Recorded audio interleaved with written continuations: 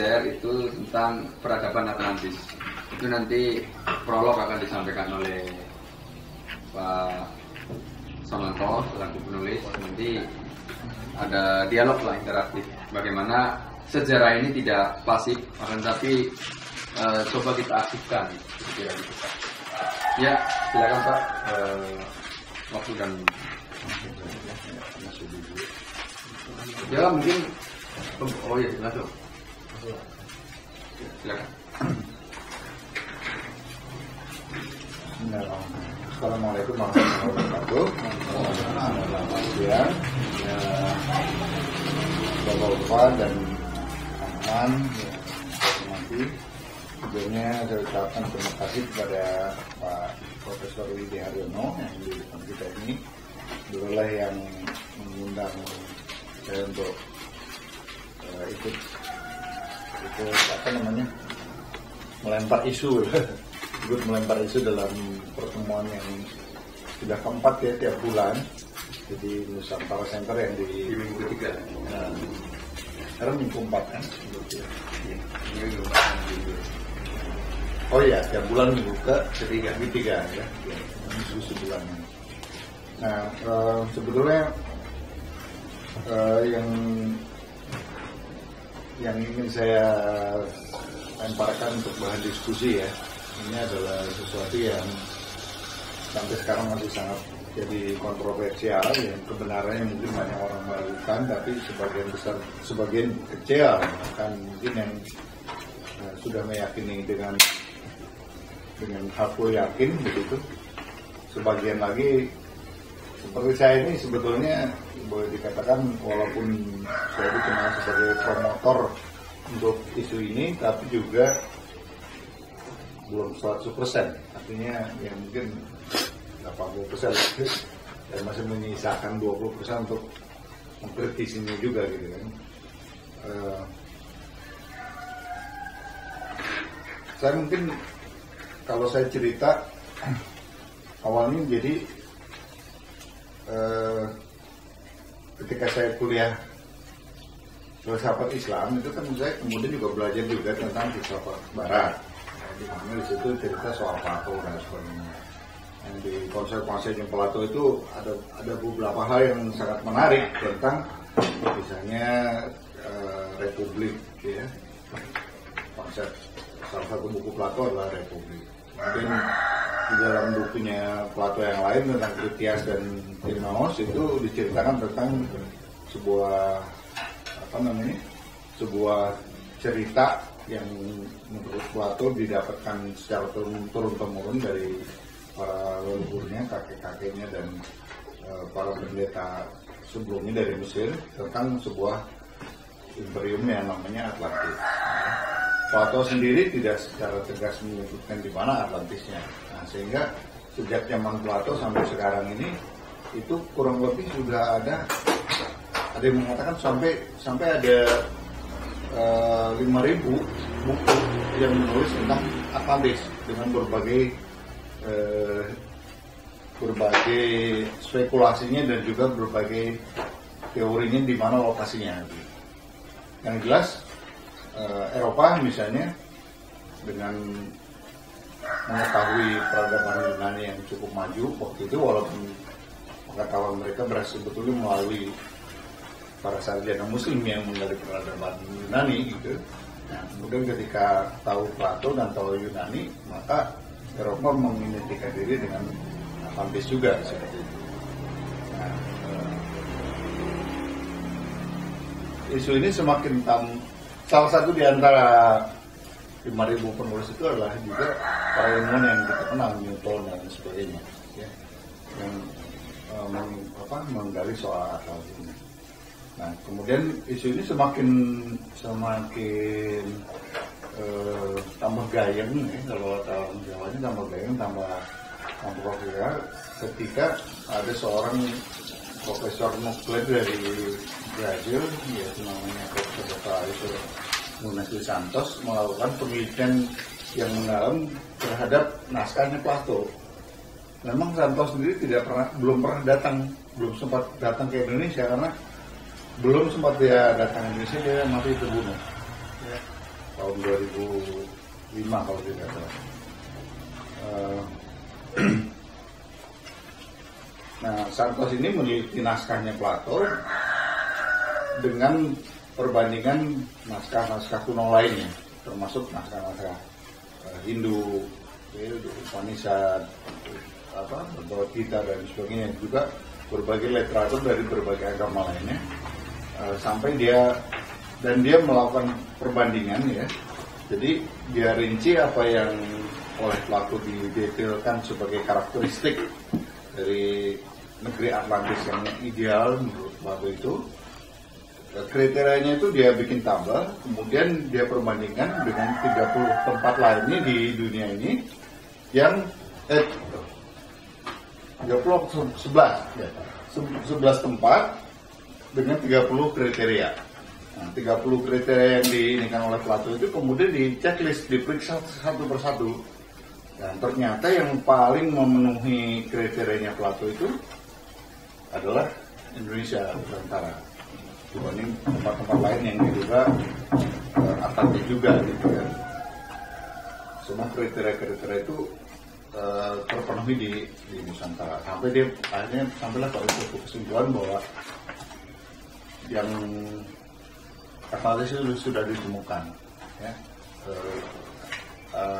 The Lost Continent of Atlantis itu sudah ditemukan, yaitu di Nusantara, dengan berbagai argumennya cukup banyak. Yang di sini bisa dilihat di dalam fotokopi presentasi ini. Itu ada listnya ya, halaman berapa itu? Halaman 9 ya. Nah, itu bisa dicek ke bukunya lah sebetulnya. Nah, kemudian selain Santos juga ada peneliti lain, yaitu Profesor Dr.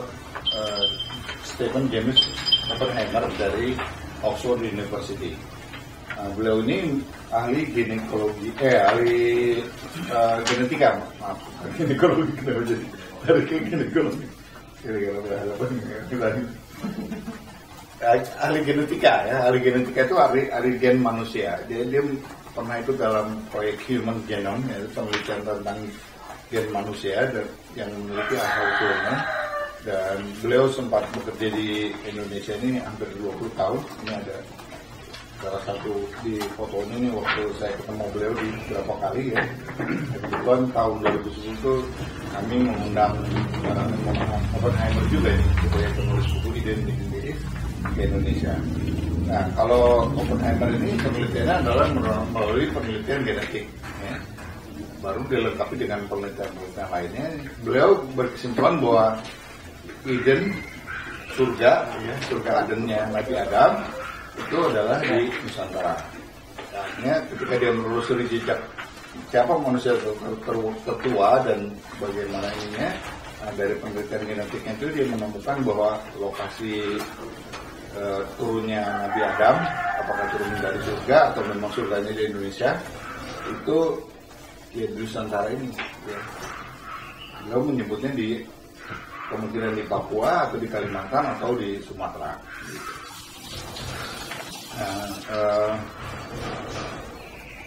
Nah, dua buku ini yang ditulis orang luar ini cukup membuat kita penasaran, gitu kan. Sehingga kawan saya kemudian menerbitkan buku ini oleh penerbit Ufuk, dan ketika bedah buku ini saya ditantang oleh Profesor Jimli Asidiki untuk juga melakukan riset dari dalam negeri sendiri, orang kita sendiri gitu yang melakukan penelitiannya. Nah, kebetulan saya memang berminat di sini dan kajian saya di bidang filsafat dan perbandingan agama juga menemukan data-data yang cukup banyak dari sisi kitab-kitab dan cerita-cerita keagamaan antar agama ya. Nah, sehingga akhirnya jadilah buku saya yang berikutnya menjudul yaitu Peradaban Atlantis Nusantara, itu tahun 2010. Nah, lalu sejak itu kemudian makin menguat, orang makin penasaran ya, karena ini sesuatu yang dianggap baru dan sesuatu yang mungkin juga memancing rasa penasaran dan juga kebanggaan tersendiri sebagai sebuah bangsa gitu kan, bahwa tadinya kita dianggap sebagai. Nah, walaupun isu ini tentu saja kalau menurut istilahnya Profesor Yudi Haryono ini sesuatu yang masih dianggap subversif, ya, artinya menentang arus utama daripada keilmuan sejarah. Banyak para sejarawan baik di LIPI, di arkeologi, di kampus-kampus dan sebagainya menentang teori ini, menganggap ini sebagai omong kosong. Ya. Mereka menganggap bahwa sejarah Indonesia itu baru mulai sejak zaman Tarumanagara saja, abad ketiga Masehi dan sebagainya. Bahkan cerita tentang kerajaan pertama Salakanegara versi Wangsakerta itu Pangeran Cirebon yang menuliskan sejarah, mengumpulkan para cendekiawan ulama se-Indonesia di Keraton Cirebon abad ke berapa? 16 ya. Abad 16-17 itu, dan menghasilkan naskah sejarah itu pun masih ditolak kebenarannya. Jadi tidak benar adalah kerajaan Salakanegara, walaupun bukti-bukti artefaknya cukup banyak seperti itu.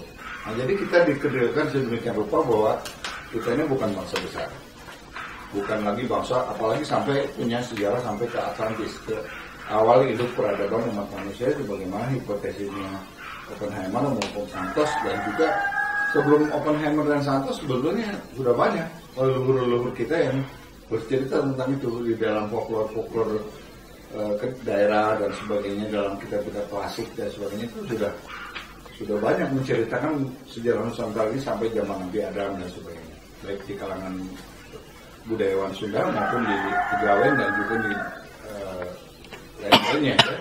Di Batak Parmarin, yang Jalan Natolo, kemudian di Kaharingan Dayak, kemudian Ila Galigo di Makassar, Sunda Wiwitan di Jawa Barat, ya, Kapitan Kejawen di Jawa dan sebagainya, sampai ke NTB. Itu semua ada cerita sejarah yang disampaikan turun-temurun walaupun tidak tertulis, yang menceritakan tentang asal-usul nenek moyang Nusantara ini memang jauh lebih tua dan jauh lebih hebat daripada apa yang ada di kampus-kampus, ada yang ada di akademik, gitu ya, di kalangan akademik atau di buku-buku pelajaran sekolah, yang itu sudah banyak campur tangan kolonial. Nah, kolonial itu artinya penjajah tidak punya kebanggaan sebagai sebuah bangsa besar, dan akhirnya tidak percaya diri dan rendah diri berhadapan dengan para kolonial. Dibuat penjajahan pemikiran lah seperti itu. Dan kemudian di sini saya ketemu dengan Profesor Yudi Haryono ini. Studinya adalah postkolonial. Postkolonial itu artinya mengkritisi apa-apa yang warisan kolonial, gitu ya. Akhirnya bersambung lah. Nah, mungkin itu dulu ya pengantarnya dari saya. Tapi yang jelas bahwa isu tentang Atlantis ini terus berlanjut, ya. Salah satunya adalah salah satu kawan saya ini sekarang dia sedang live di Filipina, masih tentang isu Atlantis, ya, di radio Filipina. Itu dia, Pak Dhani Irwanto ini seorang arkeolog, seorang hidrolog, ahli ilmu air, ya. Dia sesuai dengan pekerjaannya, ya, dia mengumbuk perairan di Indonesia, baik perairan di darat maupun perairan di laut, gitu. Nah, Dhani Irwanto ini sampai pada kesimpulan bahwa dia sudah menemukan bahwa Atlantis ini adalah beribu kota di utaranya Pulau Bawean. Jadi kalau di sini Madura, ya, ini Pulau Jawa, ini Madura, di utaranya ada Pulau Bawean, utaranya lagi di sini adalah tempat yang diduga sebagai ibu kota Atlantis. Dan penelitian Dhani Irwanto dia menemukan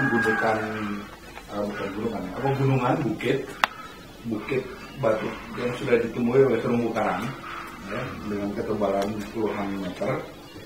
Dan kemudian hasil penelitian Dhani Irwanto dibukukan di sini di buku Atlantis yang ditemukan di Laut Jawa. Beliau pertama terbitkan buku ini dalam bahasa Inggris, jadi lebih dulu populer di luar, baru kemudian diterjemahkan ke dalam bahasa Indonesia. Atlantis di Laut Jawa. Ini sudah diriset, yang di Pulau Bawean ini sudah diriset oleh Panglima Angkatan Laut, tapi belum dipublikasikan karena dengan strategis lah, karena ini ditemukan di utara Bawean ini tidak hanya terumbu karang, tapi di balik terumbu karang itu hanya 10 meter di bawah permukaan laut. Tapi di bawahnya itu kemungkinan besar itu adalah ibu kota Atlantis. Dan bukti-bukti lain yang ditemukan oleh Dani Irwanto ini adalah bahwa dari Pulau di Kalimantannya ini, jadi ibu kotanya di sini, tapi luas negara Atlantis atau Imperium Atlantis yang pusatnya itu adalah hampir menyeluruh ini Kalimantan Selatan. Hanya dibantu oleh gunung-gunung. Dan di situ bukti-buktinya sistem perairan, sistem kanal dan sebagainya itu masih ada, ya. Jadi, seperti ini. Jadi luas ini persis seperti yang digambarkan oleh Plato, di luasnya, panjangnya dan sebagainya. Juga cerita detail-detail yang digambarkan oleh Plato ini diketemukan oleh Dani Irwanto di Kalimantan Selatan ini, ya. Termasuk sistem kanalnya, sistem kanal sungai-sungainya. Yang pernah ke Banjarmasin mungkin pernah tahu, saya sendiri belum pernah ke sana, ya. Saya sendiri belum pernah ke sana, tapi di sana ada sistem kanal-kanal yang berjejaring gitu, jadi seperti jaring gitu, ya, seperti jaring-jaring itu. Jadi lebarnya 30 meter kanal itu, kedalaman juga puluhan meter, dan itu dibuat bukan sungai alami, karena terhubung sedemikian rupa sehingga merupakan baik itu kepentingan irigasi maupun kepentingan transportasi dan juga lain-lain, ya, ininya. Dan bukti-bukti lain banyak lah yang diinikan oleh Dani, ya. Sehingga Dani Irwanto ini secara ilmiah agak sulit dibantah, ya, dari sisi tinjauan arkeologi, mineralogi maupun lain-lain. Nah, kalau saya lebih masuk kepada filsafat atau ajaran kearifan leluhurnya lah, ya, dari Atlantis dan kemudian berlanjut ke Nusantara dan sebagainya, ya. Sehingga wajarlah kalau kemudian muncul kembali imperium besar yang pengaruhnya mendunia seperti Sriwijaya tadi. Bahkan Salaka Negara dan Tarumanegara itu sudah merupakan imperium, ya. Kalau saya ketemu kemarin Walter tuh mungkin saya terikut gebat juga gitu, walaupun tidak dengan emosional tapi dengan data, ya, pendata dan kasih sayang seperti itu, ya. Karena kemarin kita sempat, saya dapat banyak masukan juga dari Kisinun Herman Jabentama yang diundang Pak Yai ke Jember itu, ya, karena beliau juga mengkritisi siapa yang nulis tentang Diponegoro itu, Peter Carey, ya, Peter Carey itu betapa Peter Carey itu sangat mendiskreditkan Diponegoro, ya. Dia bakal dengan argumen gitu, ya.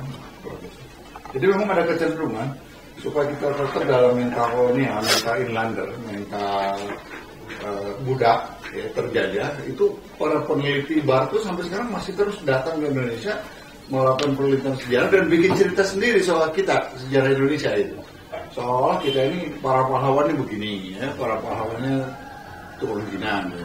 Bagaimana Peter Carey menggambarkan di Diponegoro ini turun Cina.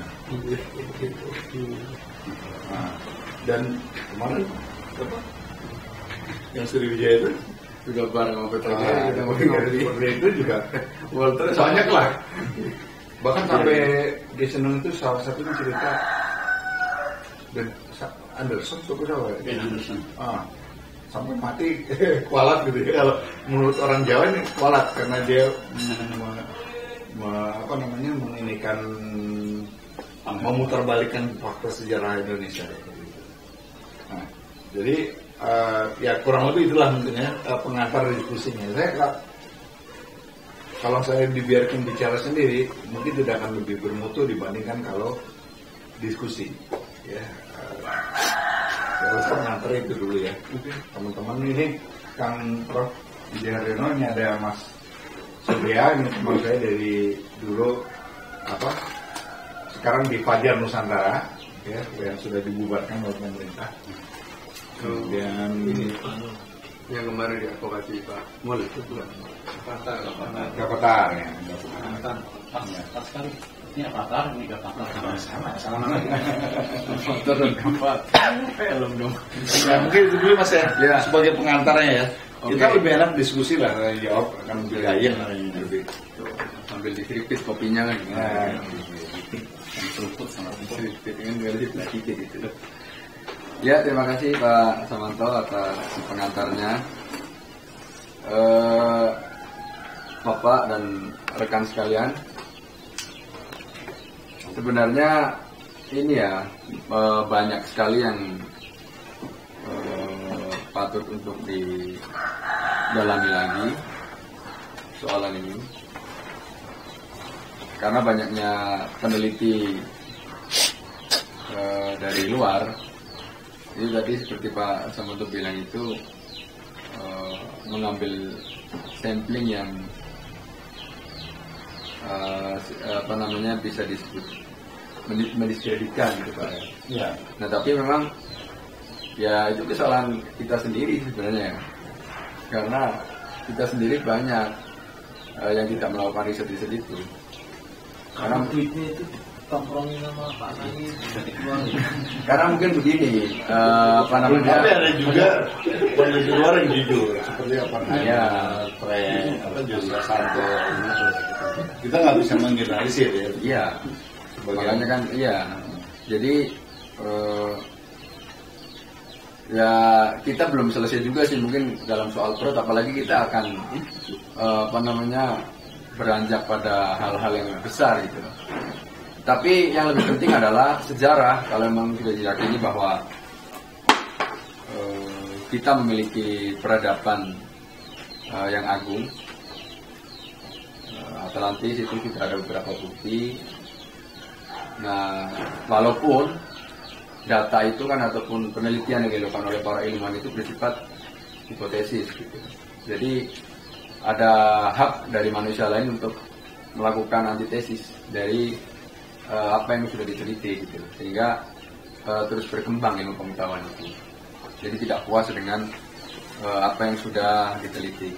Makanya orang-orang yang mengkritik data dari peneliti-peneliti luar itu semestinya melakukan riset-riset ulang lagi yang lebih mendalam, tidak kemudian malah ngamuk terus bawa tombak dan bendo, pedang dan lain sebagainya itu malah mengindikasikan bahwa ya mentalitas inlander gitu. Tidak lebih dari mereka. Nah, sejarah yang sudah ditemukan artefaknya bahwa kita memiliki keagungan itu bagaimana diterapkan sekarang kan. Makanya ini dalam forum postkolonial yang sudah diselenggarakan oleh Nusantara Center bertujuan untuk itu, mengkreat sejarah yang aktif. Bagaimana sejarah itu bukan kita kembali ke masa lalu untuk kemudian romantisme, ya silakan. Tapi untuk bagaimana lebih baik lah, ya kan, dari keagungan masa lampau. Gitu. Nah, di pertemuan yang kedua itu sudah ada materi tentang mental kolonial. Itu kita mengulang lagi nanti. Tapi ini penting untuk kita bahas secara menyeluruh. Barangkali ada tambahan-tambahan yang bisa jadi catatan. Ya mungkin saya persilakan kepada Bapak dan rekan-rekan semua untuk ya bisa berpendapat, bisa menanyakan sesuatu data yang sudah disampaikan Pak Samanto. Apabila kurang jelas, gitu kira-kira. Ya silakan, Pak Bibi.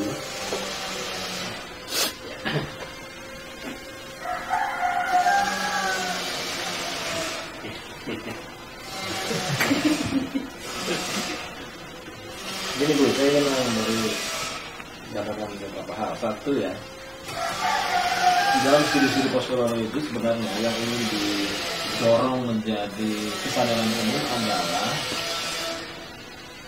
merancang masa depan.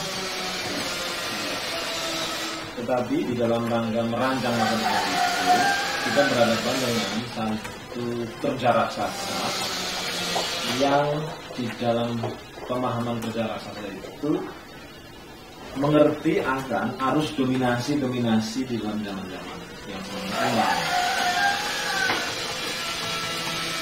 Dalam arus besar itu kita tahu bahwa kalau Anda ingin menaklukkan sebuah bangsa, Anda tidak perlu mengirim 1000 kapal perang.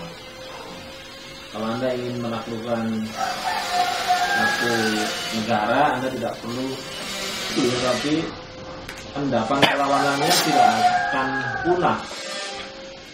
Karena itu cara terbaik di dalam memunahkan sebuah negara dan bangsa adalah kirimkan para sejarawan untuk mengkreasi sejarah masa lalunya, yang sejarah masa lalunya itu mengidentifikasi pada dirinya supaya dia kerdil. Jadi bodoh sebenarnya orang-orang kayak Amerika itu ketika mengkoloni Irak dengan mengirimkan begitu banyak senjata. Kalau dia pintar, dia kirimkan saja dengan cara-cara untuk merekonstruksi Irak dari kekayaan di pasal mahnya. Walaupun lagi-lagi dalih pengambilan Irak itu kan dalih bisnis ya. Ya kalau bisnis kan maunya berapa Anda tabung, berapa Anda akan dapat.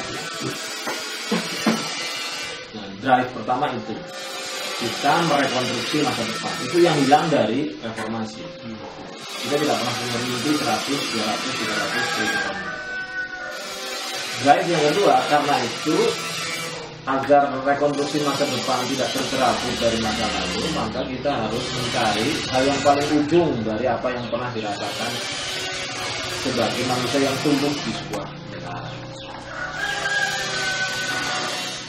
Nah, tapi juga menyadari apabila kita merekonstruksi masa lalu sedemikian jauh, problem utamanya adalah kita berhadapan dengan dua hal. Pertama, kita mewarisi satu terminologi mimikri.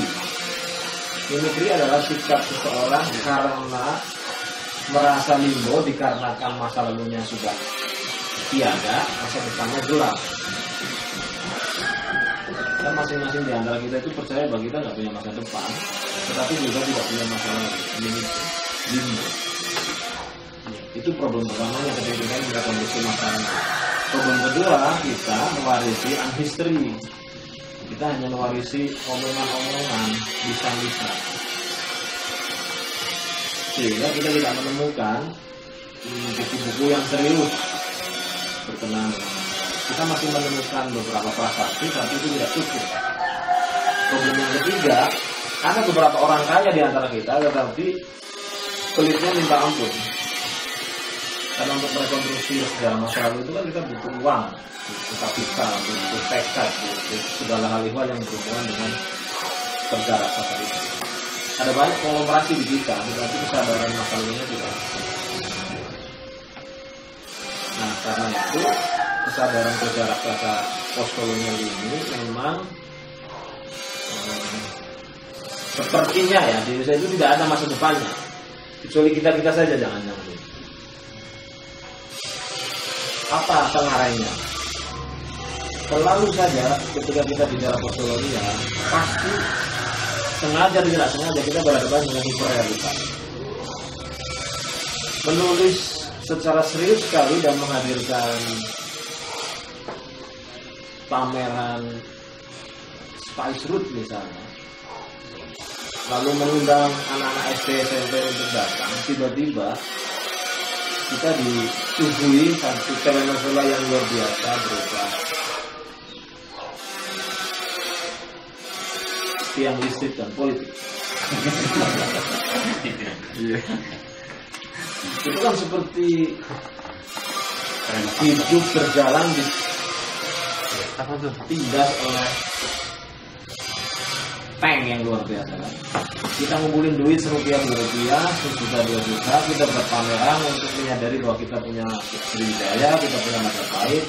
Hari ini kita bicara tentang Atlantik, hari ini kita bicara yang lebih jauh dari Sriwijaya dan Majapahit, tapi permukaannya itu dibuat hiperrealitas, keluar dari realitas yang sesungguhnya. Realitasnya itu Jokowi sekarang gagal mendapatkan kemampuan memenuhi APBN. Realitasnya hari ini itu kemiskinan stabil.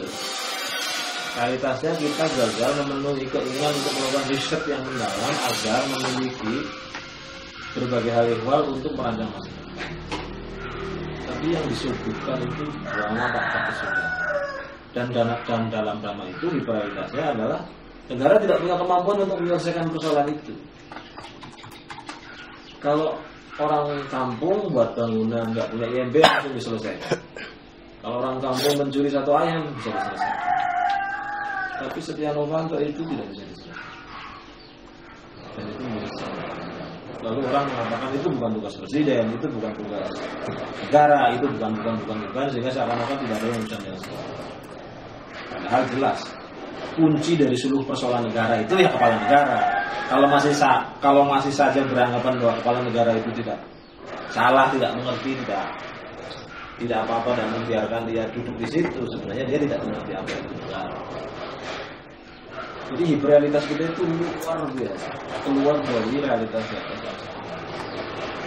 Oleh hari ini kita sebenarnya ingin masuk dalam hal yang paling real berkenaan dengan rekonstruksi masyarakat kita itu mau seperti apa. Karena rekonstruksinya nanti pertarungannya dua itu seperti yang saya sampaikan. Mereka yang yakin bahwa kita adalah central of civilization, sama mereka yang yakin bahwa kita part of central civilization. Jadi pertarungannya hanya itu. We part of them or they part of us. Itu saja. Diskurs Atlantik, diskurs Nusantara itu adalah mereka yang percaya they part of us. Sementara mereka yang menolak kebenaran Atlantik, kebenaran Nusantara itu mereka yang percaya bahwa we part of them. Kita bagian dari mereka, sehingga ilmu pengetahuan ikut mereka, agama ikut mereka, cara berekonomian ikut mereka, berpolitiknya ikut mereka, cara kentunya ikut mereka. Ketika kita bicara, sesungguhnya mereka membangun itu dulu belajar ke kita. Mereka berideologi adalah bagian dari kita, mereka bercinta bagian dari kita, itu dianggapnya subversif. Bayangkan seorang yang secerdas Pak Samanta saja, cara beragamanya itu masih bagian dari mereka. Bismillahirrahmanirrahim. Assalamualaikum. Udah sholat belum? Itu yang secerdas Pak Samanta, apalagi kalau yang bodoh-bodoh kayak Pak Sani. Karena Pak Samanta doanya baru satu, jangan Tuhan kurus, Tuhan Bapak. Hari ini Di buku tebal yang saya baca itu 700 halaman masih percaya bahwa Al-Quran dan hadis itu sumber dari segala sumber hukum untuk menyelesaikan persoalan Atlantik. Dia bayangkan. Itu kan berarti part of the agama kita, agama kita bagian dari agama mereka, sehingga ketika ini menyelesaikan persoalan ini kita bertanya pada agama mereka, nggak akan ketemu. Buku biru itu ya. Coba Pak Samanta jawab itu. Gimana? Oh iya, dari Telkom nih mau pasang ini. Anda itu posisinya itu di dalam ontologi itu we part of them or they part of us. Kita ini sumber dari segala sumber peradaban, atau sebenarnya mereka itulah sumber dari segala sumber peradaban? Ketika saya sudah mengkaji Atlantis ini, saya dengan penuh keyakinan mengatakan bahwa kita adalah induk peradaban dunia. Nah, kalau induk agama-agama dunia, induk segala dari sini. Kalau begitu aksiologinya tidak menempatkan Quran sebagai sumber dari segala sumber kebenaran. Atau kalau mau fair, sebutkan aja semua Om Santi, Om Assalamualaikum, apa itu. Ya betul. Tapi kalau masih ketemu orang, kok puasa Ramadan enggak? Atau tiba-tiba di dalam sebagian bukunya itu merujuk perilaku seperti ini itu sudah disebutkan dalam Al-Quran. Itu artinya we part of them gitu. Harusnya kalimatnya dibalik. Kita menemukan di dalam kebesaran masa lalu dan itu ditiru oleh Muhammad mengatakan seperti itu, mengambilnya dari kita gitu. Jadi harus dibalik ininya. Memang saya mau ngomong gitu, belum sempat. Teori penelitian dibalik itu. Belum sempat aja. Jangan dicantolkan kepada konstitusi Amerika, jangan dicantolkan dengan kerajaan Britania, jangan dicantolkan kepada sejarah Arab. Itu harus dibalik. Mereka sesungguhnya mengambil Saripati itu dan kemudian dibahasakan menjadi bahasa Arab. Ya, boleh saya jawab? Ya, ya alhamdulillah dari mendahului apa yang sebetulnya ingin saya ceritakan lebih lanjut ya. Jadi bahwa ketika saya mengkaji Atlantis lebih mendalam melalui kajian filsafat dan agama itu, saya sampai pada sebuah penemuan tentang sebuah kearifan kuno yang abadi, ya. Kuno tapi abadi, artinya dari awal sampai akhir akan tetap berlangsung karena memang itu adalah sesuatu yang universal, sesuatu yang fitrah, sesuatu yang ini yang itu tadi yang sudah disebutkan oleh Prof. Yudi bahwa kalau saya masih terkesan sebagai santri ya, artinya ada assalamualaikum dulu. Biasanya saya semua salam saya sebutkan, assalamualaikum, om swastiastu dan sebagainya. Cuma karena di sini forumnya mungkin tidak ada non muslim ya, ada nggak non muslim? Oh saya. Alumni Ya. Islam. Jadi begitu, ya, itu begitu. Walaupun ini mungkin untuk teman-teman di pesantren Al-Wafa agak kaget juga ya, tapi keterbukaan Pak Kiai Abu Aziz, guru-guru teman-teman dari pesantren Al-Wafa Tempurwodo ini mulai bisa berdialog tentang hal ini bahwa kita jangan terjebak dengan religiusitas institusional atau kelembagaannya, tetapi substansinya. Nah, sehingga kalau dalam buku terakhir saya ini revolusi, kalau Prof. Yudi ingin mempertanyakan keberagamaan saya, mungkin bisa dibaca sampai habis buku ini. Ya, di sini bahwa saya tidak sama dengan Habib Rizik kelihatan betul. Saya berpikir sangat kebaca. Jadi lebih ke perennialis lah. Jadi kalau bahasa filsafat modelnya perennialis, lintas agama, lintas budaya, karena saya menemukan Islam yang substantif atau dalam bahasanya teman-teman Gapakar ini Milah Ibrahim ya. Iya, tapi Milah Ibrahim kita masih bukan Arabian. Benar. Bahkan saya tidak hanya sampai Milah Ibrahim, mungkin sudah menjadi Milah Adam gitu ya, karena apa di sini kan mungkin zamannya Adam, Nuh, dari Idris, bukan zamannya Ibrahim. Karena zamannya Ibrahim itu sudah ke India, sudah ke sini ya, sudah 5.000 tahun yang lalu lah gitu. Sementara Atlantis ini 11.000 tahun yang lalu, 12.000 tahun yang lalu, bahkan sampai ke Gunung Tombo meletus. Ya. Nah, oleh karena itu maka kenapa misalnya agama Batak Purba itu sudah sangat, kalau dilihat ini adalah sangat monoteis sebetulnya. Karena memang mungkin dulu pusatnya di Toba awalnya. Kalau menurut hipotesisnya Kang Luki Hendrawan itu memang pergerakannya dari Toba dulu, Mandeling. Mandeling itu adalah Mandalahian. Jadi Mandeling itu Mandalahian. Mandalahian itu adalah tempatnya para dewa, tempatnya para leluhur yang ilahiyah lah seperti itu. Nah, sampai Padang juga pada Hyang, ada gunung di ini ada Jawa, ada Gunung Padang sampai ke Bali pergerakannya, terus kemudian balik lagi ke Pulau Jawa. Nah, jadi gitu Prof. Yudi. Mungkin memang kalau dinilai tergesa-gesa ya kelihatan masih sangat Islamis ya. Tapi kalau dikaji lebih dalam, kalau diskusinya tidak hanya 1 jam 2 jam terus-menerus ini, mungkin kita akan menemukan titik temu yang sama itu yang perennial.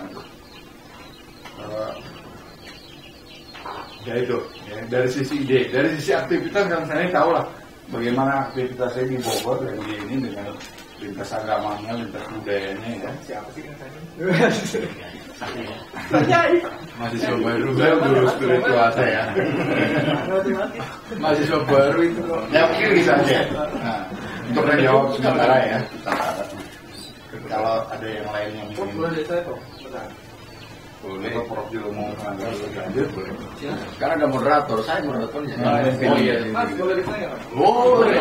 Ini dari MCD. Ya, silakan. Mata Wasudi Indonesia. Siapa namanya? Luki Mardiana MCD. Saya setuju bahwa Nabi kemudian Nabi Muhammad itu menyempurnakan apa yang sudah bagus dari para pendahulunya, termasuk pendahulu di Indonesia. Tapi perlu Muhammad itu nyontek. Bahasa sarkasnya itu. Enggak, kita harus fair saja. Iya. Menyempurnakan itu terlalu Arabis. Sehingga seakan-akan agamanya Yahudi salah, disempurnakan. Oh iya. Agama Kristen kurang disempurnakan, agama Sunda kurang disempurnakan. Memang siapa dia yang nyempurnain? Ya makan nasi juga kayak gue kok. Kurma dong. Arab. Kalau itu jualan kurma. Ya kan, Iya kan Pak Luki. Saya punya usulan. Nanti Pak, teruskan. Usulannya adalah bagaimana kalau kita membuat Atlantis itu menjadi nyata di sana. yang ceritanya akan berkembang. Saya punya usulan, bagaimana kalau kita menciptakan agama baru? Kalau dikatakan agama sebelumnya adalah agama yang aneh-aneh yang tidak benar. Dan saya punya usulan, bagaimana kalau kita buat negara baru? Apabila negara baru itu dianggap negara lama itu adalah kurang baik dan kurang. Bagaimana untuk menciptakan anjing? Apa itu anjing? Sebuah mekanisme sistem anti-elimination dalam prinsip COD, Gold, Oil, and Gas. Akan balik, Diamond, Oil, and Gold by biogenesis. Oh, Dan dia nama kita angiogenesis. Biogenesis. Jadi, nah, kemudian kita itu semua yang akan kita obrolkan ini membutuhkan uang. Maka kita akan menciptakan God itu adalah Tuhan, ibadah, suka, simbol. Bagaimana kalau kita menciptakan uang? Menciptakan aset pada orang lain. Karena uang percetakan dunia itu harus ada gold, oil, and gas. Kalau kita bisa menciptakan oil, diamond, and gold baik, kita menciptakan Tuhan baru atau disebut meregenerasi Tuhan lama. Itu yang saya lakukan. Jadi kalau Bapak ingin membuat Atlantis di dunia sekarang, saya akan dia. Maksudnya Bukan saya sendiri sebelumnya. mau bikin Universitas Nusantara, saya biayai. Aduh, mantap. Kita mau diusir. Tapi tidak seperti itu. Jadi gini, penelitian saya itu ternyata kalau dibuka literatur secara versi yang Google, akhirnya referensinya yang Google ada sebuah sekte di Yahudi namanya Bakalor yang menggunakan metode sukris dari metode itu penelitiannya begitu heboh karena dibiayai sehingga perkembangan mikroba itu bisa terdeteksi oleh proses elektron. Asik sekali. Itu adalah dasar dari bagaimana kita menciptakan emas dari biomass. Setiap material benda ada berat jenis dan ada massa jenis. Nah, itu anti paradoksnya. Di mana saya berusaha untuk memadatkan massa jenis sehingga berat jenisnya ikut dengan induksi atom. Tema awalnya itu adalah saya mencoba membuat logam-logam yang saya temukan seperti kuningan sari, kuningan atau tembaga saya meskan dengan melepaskan mikron nanti ditemukan. Lalu saya sedang dengan mikroba yang ditemukan dalam tanda kutip titipan Tuhan ya, dalam 1 hari luar biasa si logam itu menimbulkan karat yang kemudian oleh mikroba itu karatnya dimakan lagi. Ketika kemudian si logamnya hilang karena berkarat dan dimakan oleh mikroba, saya endapkan endapan dari mikroba itu dengan cara kimia. Ternyata luar biasa, dari tembaga atau kuningan atau disebut itu menjadi pemadatan molekul logam baru sebatas karat. Nah, ya, kemudian dari penelitian kimia ini ditingkatkan dengan Tesla electrowinning. Jadi, nah, boleh saya bercerita dikit ya, mengapa saya bercerita seperti ini? Entah kenapa dalam proses mati suri saya, mati suri itu bahasanya itu saya tidak sadar kembali beberapa hari, 3 hari. Di sana saya melihat satu fenomena bagaimana yang disebut Tuhan oleh mereka, yang disebut bagi saya itu adalah saya. Karena yang mati surinya kan saya ya. Kan mereka bahwa bolehlah dikatakan secara agama Jawa awal ketika pencipta itu Tuhan. Tapi bukan Jawa akhir saat pencipta itu adalah makhluk. Ada holik, ada makhluk. Awal luar akhir. Dalam mekanisme itu saya melihat bahwa emas itu hanya sekedar penciptaan di mana huruf E, huruf N, huruf A dan S dalam konteks loka, pasir A, batu B, kanan B dan kanan. Jadilah tembaga, jadilah sungai. Ketika saya masuk ke inti Jawa awal itu, saya bertemu dengan diri saya sendiri. Oh, sebenarnya itu penciptaan. Dengan bagaimana yang saya katakan ini bisa wujudkan hidup saya di zaman sekarang. Akhirnya penelitian saya masukin. Jadi saya mencoba dalam penelitian hidup saya ini, yang akan saya buktikan untuk diri saya. Tapi nanti kalau mau minta modal, boleh saya nanti. Perlu berapa untuk saya? 6 triliun siap. Saya mau nunggu realisasinya. Iya, benar. Anda jadi asli berawal ya. Jadi kalau mau itu nanti dawam ya Luki 10.000 kali. Ini karena forum bebas ya. Tidak apa-apanya kita pemainnya pernah ini. Oke, yang kedua adalah saya bertanya ke ibu ratu tanpa sopan. Bagi saya itu diri saya ibu ratu. Kata saya, ibu Cuma eta ngajian eta si ayam hidir bisa ada diturunkan ke sana dulu dijalani. Eta sekali nepak cai laut bisa dimas tidak di sini. Ya, nanti tidak perlu. Oh, ai hidup pesan kamu Hidup itu saya.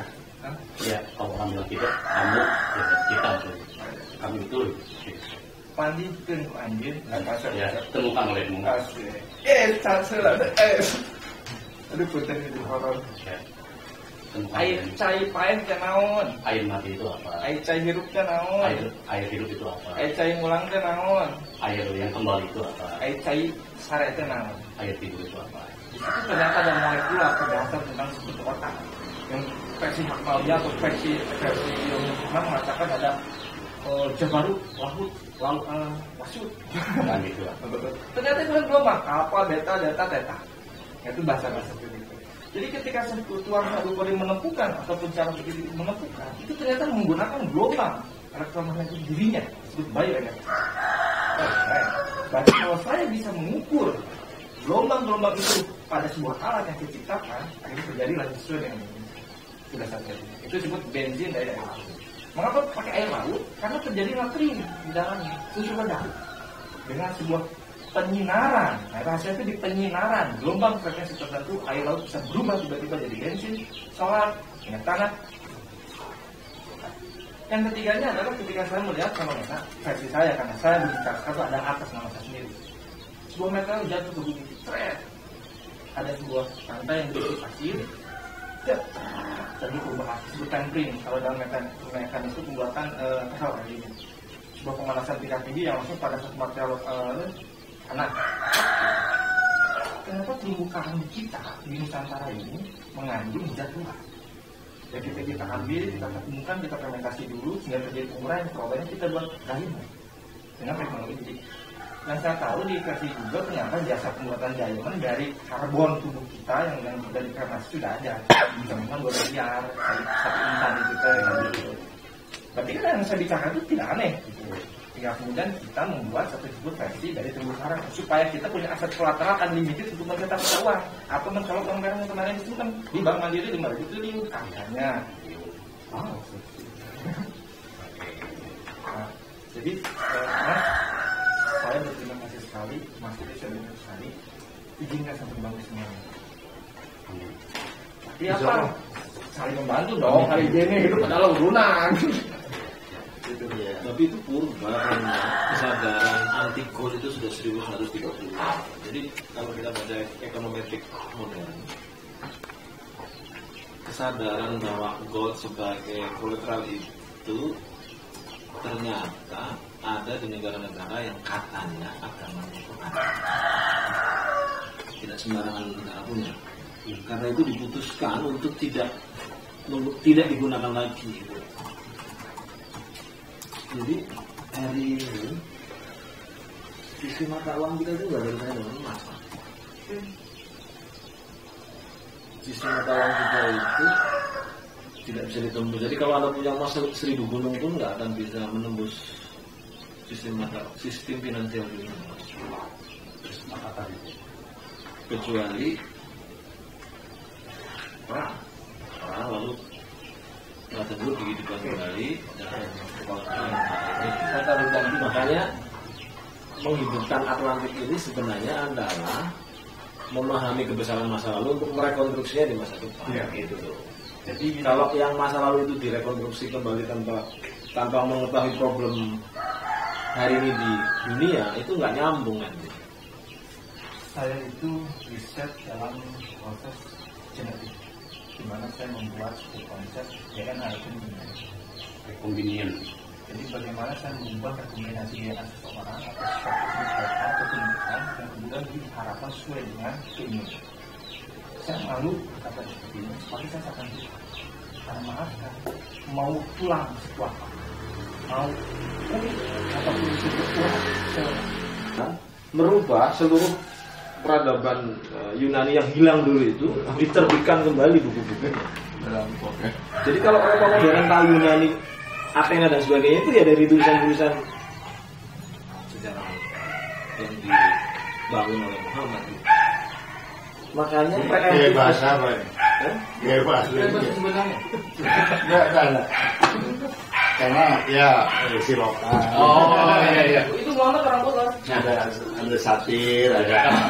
Jadi harus ada. Jangan dipahami secara letterlock ya. Iya aja Pak. Jangan dipahami secara Kalau di luar mah cari teman. karena beliau ini kan Prof Yudi ini juga dikenal sebagai penggagas Islam liberal.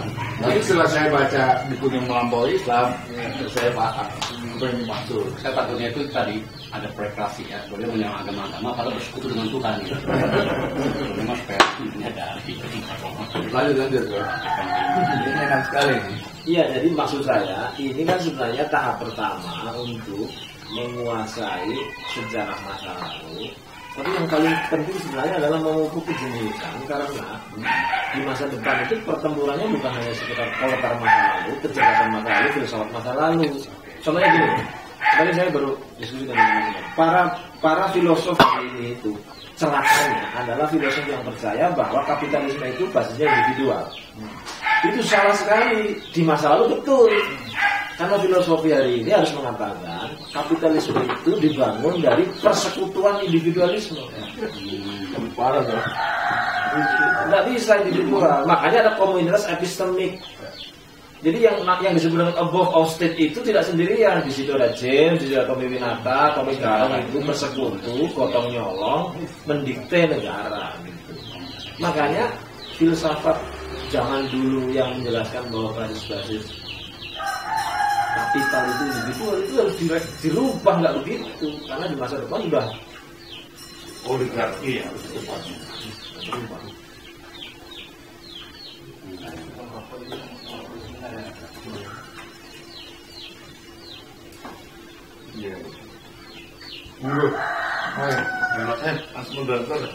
Ya, jadi seperti yang saya sampaikan, jadi sejarah itu kita buat sejarah yang aktif lah ya. Jadi tidak kemudian kita silakan Pak Iwan. Oh, sama. Wah, dia. Halo, ini. Lu kenapa datang, Pak? Senang sih. Asing apa? Juga ada yang mau ingat enggak? Asing apa? Boleh Pak. Biar seger. Semalam kemana Pak Iwan semalam? Semalam kemana? Dari profesor enggak ada. Semalam pulang dulu. Terima kasih Pak Iwan kita berkenan hadir di.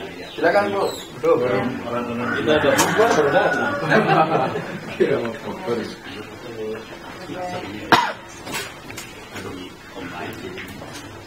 Mang. Ganggu. Bulan malam. Ini kosong di saya. Oh, boleh. Nggak apa-apa, nggak pakai AC ini Pak, nggak apa juga. Hebat lah. Ya.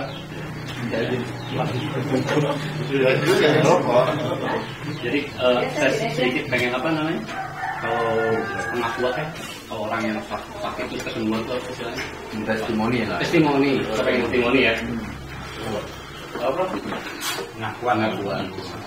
Saya sebagai mahasiswa Universitas Nusantara, jadi perenungan saya itu ini para kawan-kawan kita yang baru bergabung lah ya. Juga baru. Oh iya Pak, nah, ini senior. Karena bagi saya istilah postkolonial baru istilahnya Pak. Walaupun ternyata kalau saya sadari, oh ini ternyata dari dulu itu saya sudah di situ rasanya itu. Saya ini penyakit orang Arab dari ini. Itu sudah ada dalam Al-Quran. Itu sudah ada dalam hadis. Saya seru, nggak apa-apa. Ada semua dalam Al-Quran. Oke, selesai. Iya, makanya saya testimoni gini. Semua lezat semuanya ini. Maka saya terima kasih saya kuliah di UNUS ini berbayar sampai sekarang. UNUS, tapi harus Nusantara. UNUS, jelek sekali.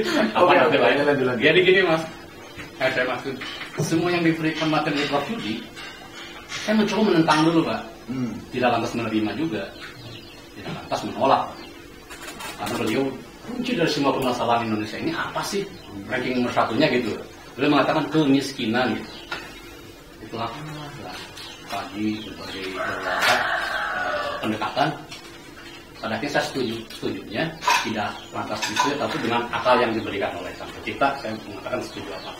Nah rupanya kemiskinan inilah yang menjadi jalan yang akan dituntaskan dengan cara studi postkolonial ini untuk menghilangkan kemiskinan tadi. Nah, yang saya maksud dari berbagai sektor kemiskinan tadi, dulu saya pernah mendapatkan pencerahan dari sahabat tertinggi. Salah satunya juga kemiskinan yang terbesar dari Republik ini, dari masyarakat Nusantara ini, dari 280 juta rakyat, ternyata kemiskinan kesadaran. Berapa ribu profesor, berapa ribu ulama, pastor, budayawan, terus agamawan. Hanya saya TNI dong. Nah, ini pendekatan saya karena saya penikmat budaya.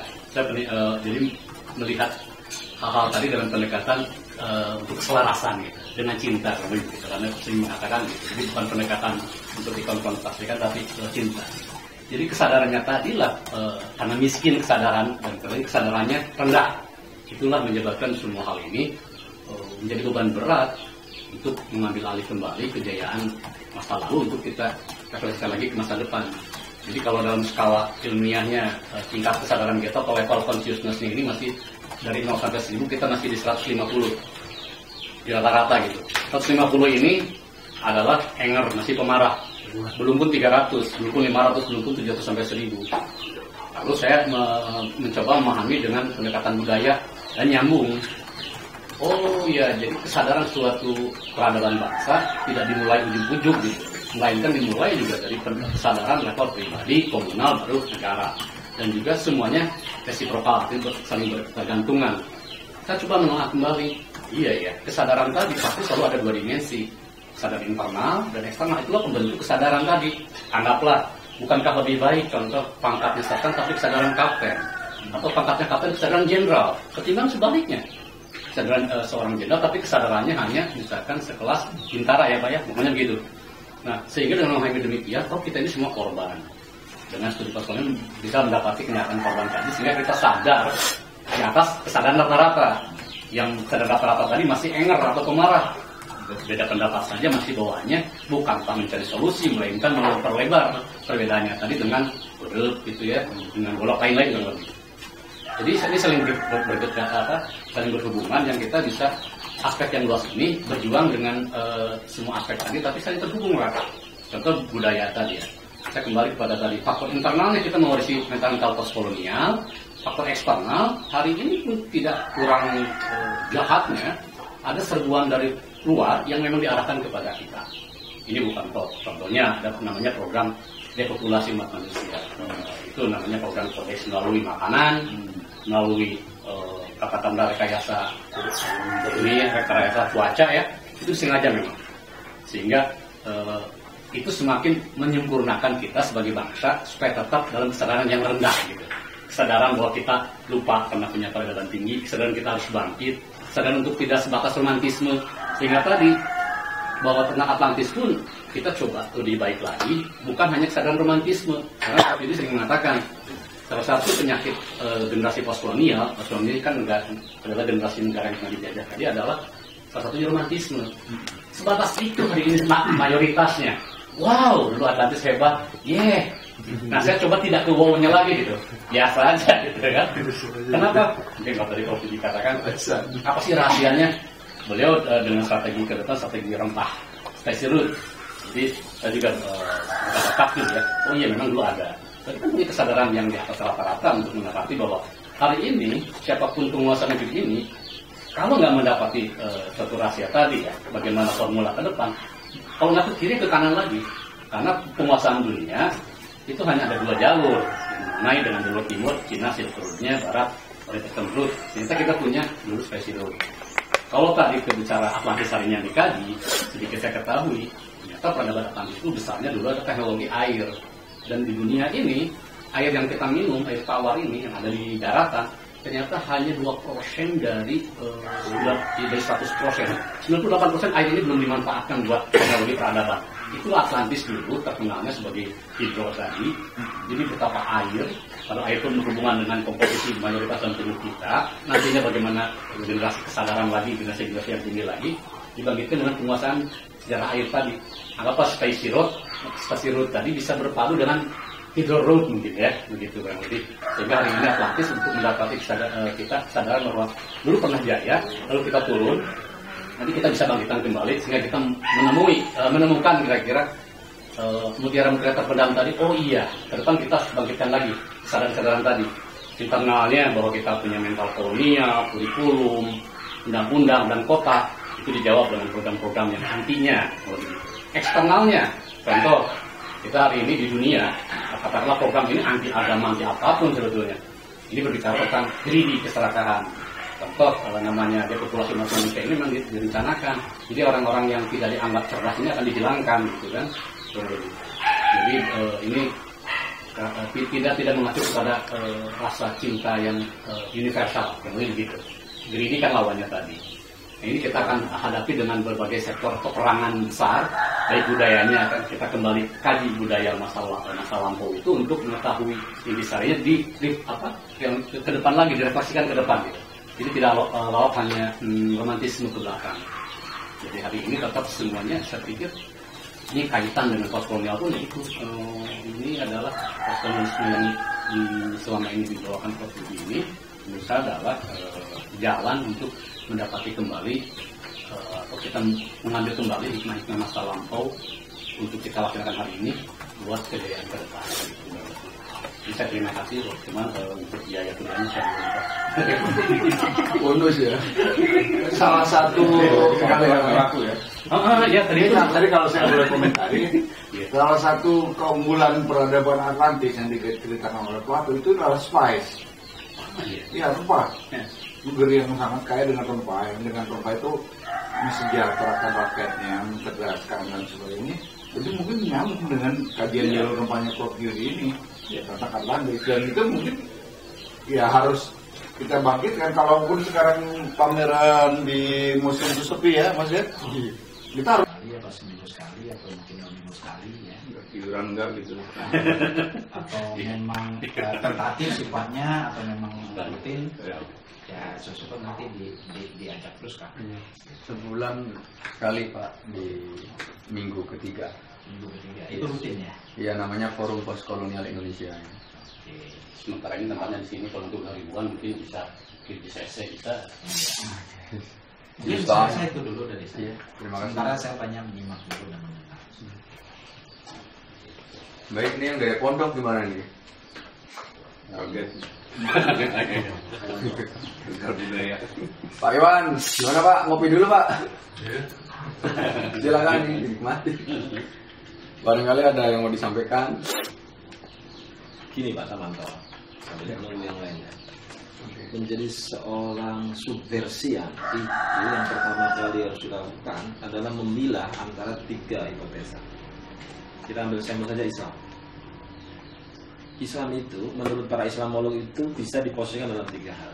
Pertama, ia hanyalah karbon kopi dari satu civilian society di masa lampau. Makanya beberapa orang Yahudi bilang bahwa itu kan sama seperti yang kami punya, jadi tidak layak disebut Nabi Baru. Ini sebenarnya periskop lama.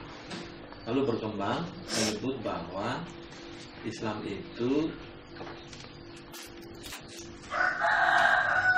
antitesa dari komunitas lama. Kenapa? Karena Muhammad seringkali memerangi mereka dan memberikan alternatif-alternatif yang dianggap berbeda dari pendekatan Yahudi dan Kristiani. Tapi belakangan ada satu dua pengkaji agama yang menyebut Islam itu adalah hibridasi. Nah, kalau pendekatannya hibridasi dalam studi-studi postkolonial adalah yang bisa melakukan itu adalah orang yang sangat jenius. Kenapa dia jenius? Karena dia kemudian mampu mengambil hal-hal yang bagus dari Yahudi, dari Kristiani, dari Arab untuk diislamkan sambil menciptakan hal baru. Dan ini subversif. Kenapa subversif? Karena berbeda sama sekali dari satu metodologi yang berkembang dari society sebelumnya ataupun di samping-samping yang baik itu Persia maupun Romawi. Contohnya begini, kami dari para ekonom kalau ketemu mengakui bahwa yang bisa menghentikan kapitalisme itu hanya Muhammad saat itu ya. Ada banyak peradaban yang berkembang di beberapa tempat, ya, tapi yang bisa menghentikan konsepsi dan praktek kapitalisme yang oligark itu Muhammad. Walaupun Muhammad tidak merumuskan dengan jelas apa yang disebut dengan la buyut, janganlah engkau berbisnis menggunakan mata uang. Muhammad hanya mengatakan cara terbaik untuk menghentikan oligarki Yahudi itu adalah, oligarki Kristiani adalah jangan menggunakan uang sebagai alat investasi, alat bisnis. Gunakan ia hanya sebagai alat tukar. Dan itulah kemudian dia membuat mata uang yang tidak bisa mengalami inflasi dan deflasi, namanya rial atau emas atau dinar itu. Jadi sampai kapanpun emas itu dianggap stabil nilainya karena emas diposisikan sebagai alat tukar, bukan alat investasi. Nah, ekonomi-ekonomi kemudian itu memang berlomba-lomba menghentikan predatorian kapital ini karena yang tidak disadari oleh para ekonom, pada akhirnya itu kita akan mengalami pembelahan society. Satu sisi kaya banget, sini kere-kere banget. Dan kita belum punya. Soekarno mengajukan teori Pancasila, lalu beberapa ilmuwan mengajukan ini dan itu, tapi faktanya yang terjadi sekarang di luar Brunei dan Iran, semua negara mengalami generasi yang makin timpang, yang luar biasa. Nah, artinya the goal sebagai the way of finance itu menghentikan, tapi bukan menghentikan, menginterupsi saja. Interupsi sempat berhenti, menang, tapi kemudian kalah. Jadi kalau kita ingin merancang satu subversi besar agar peradaban yang kita angankan ini dahsyat, saya kira kita harus lebih jenius dari Muhammad, dan paradigmanya itu ke hibridasi.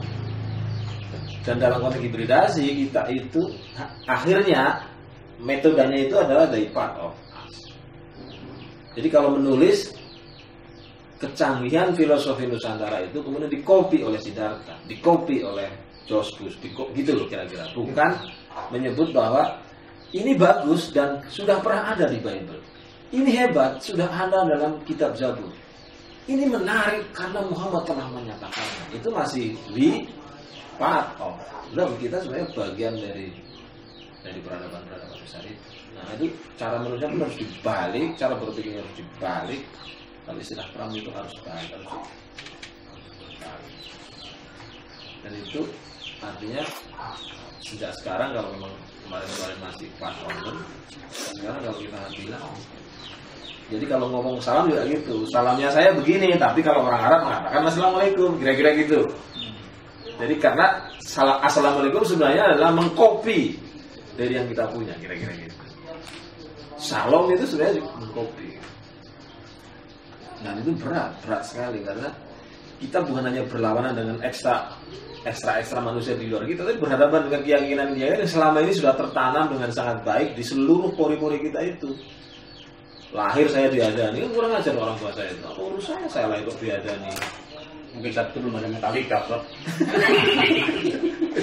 Ya kan? Itu ditanam selnya itu. Lalu disuruh pergi ke beberapa pesantren untuk belajar Ibnu Malik. Apa urusannya? Kan nggak ada.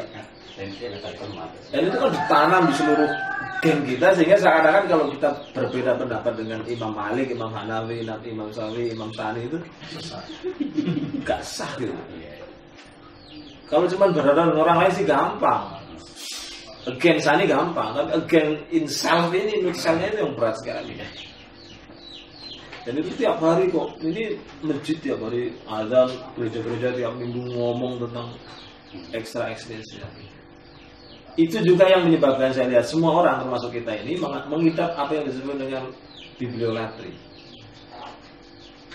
Tidak ada sejarahnya kitab itu menjadi suci kecuali oleh manusia itu sendiri gitu. Yang namanya kitab itu ya kitab saja, buku-buku saja. Kenapa tiba-tiba dia dinaikkan menjadi suci? Itu kan karena manusia merasa tidak percaya kepada kebenaran-kebenaran di luar gereja, tidak percaya kepada kebenaran yang lain, lalu diletterlekan. Letter itu kan sebenarnya kitab suci itu adalah peripheralitas dari sejarah Bible yang diletterlekan. Gitu. Makanya studi literasi itu sebenarnya adalah studi-studi terhadap kitab gitu. Jadi sebenarnya ya yang mensakralkan itu kita, manusia. Tapi sebenarnya posisi dia itu manusiawi sekali gitu. Jadi kalau primbon letri ya kok. Primbon letri. Iya, primbon letri segala. Jadi pada awal-awal itu Al-Quran itu ya tidak pernah disebut kitab suci, ya Quran saja. Lalu pada masa tabi'in menjadi karim, ditambah karim. Tapi karim juga awalnya bukan suci. Lalu dicari ayat-ayatnya lalu ketemu. Janganlah engkau menyentuhnya kecuali dalam keadaan suci gitu. Sehingga orang haid tidak boleh membaca, tidak boleh menyentuh Al-Quran. Lalu dia menjadi naik posisinya di atas akal. Setiap akal bingung dia tanya, itu artinya kan teks ini dia. Jadi akal jadi sebetulnya teks, lalu akal, lalu yang lain. Itulah kejahatan kaum beragama. Akal di atas ya. Enggak, dialektik. Jadi tidak ada above of, tidak ada. Jadi itu mirip Zikir dan pikir itu tunggal balik. Jadi mirip ini. Orang bertanya pada saya, apa sih yang disebut dengan negara Pancasila? Adalah negara yang dia tidak sama dengan pasar, tidak sama dengan agama, tidak sama dengan civil society. Kenapa? Karena dia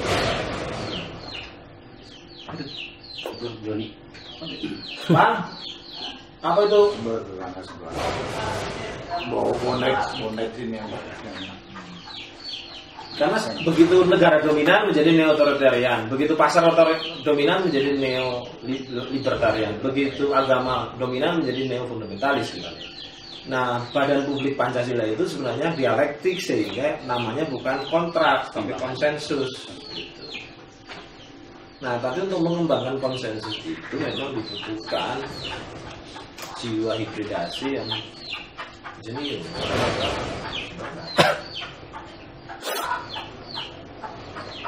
Artinya gini, pertemuan ini kalau kalian tidak merasa jenius, besok jangan datang lagi, berat. Iya, iya. Konsumsi yang banyak, saya. Berat. Saya sering bilang tentang hibridasi ini, Bro. Ya mungkin itu bisa terminologi itu bisa dipakai ya. Atau juga saya menemukannya tidak melalui terminologi itu, tapi melalui terminologi kolonialisme. ya boleh. Ya melalui jalur para sufi lah ya, para mistikus, Sana lintas agama, lintas budaya. Kemarin komikus. Wah, Dan itu sebetulnya hakikat dari Pancasila ya, dalam sebenarnya Bhinneka Tunggal Ika itu yang mempersatukan kita dengan nilai-nilai universal yang memang sudah menjadi built-in dari pencipta kita gitu ya. Kenapa misalnya Pak Iwan Selamin ini yang katanya dulu pernah jadi Islam Protestan, sekarang belajar Sundawitan, belajar macam gitu kan, terbuka itu jadi prosetan. Ya. Hampir sama sebetulnya. Saya belum baca secara lengkap yang bukunya Prof tentang hibridasi agama itu, tapi saya tadi baca artikel tentang hibridasi itu dan saya setuju ya. Ya itu hampir sama dengan pendekatan teranalisme. Kami dari masyarakat kosmik dan geodesi. Jadi masyarakat kami adalah lautan. Filosofi laut. Iya, maka sebelum di itu jadi pas nyambung semua gitu. Jadi bukan cocokologi. Lautan kan di mana air kencing, air, terus semua bercampur. Sama ya. Semua bercampur jadi tawar gitu. Dimurnikan di laut semua ya. Karena kita adalah anak laut selatan. Dengan bantuan cahaya matahari dimurnikan menjadi awan, menjadi air gunungan, mainstream menjadi air mineral.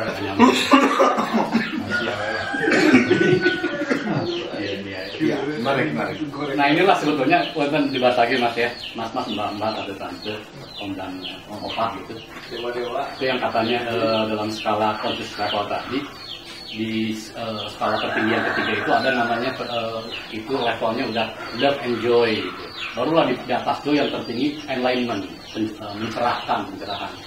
Jadi joy ini ya tadi kita mau diskusi sampai apapun, jadi tidak larinya itu kepada derajat yang di bawah emosinya, melainkan kita penuh kasih, penuh gitu lah. Ya tentunya tidak ada kebetulan. Gitu. Jadi ya terima kasih Prof. Dan sekali lagi mohon maaf semesternya belum bayar.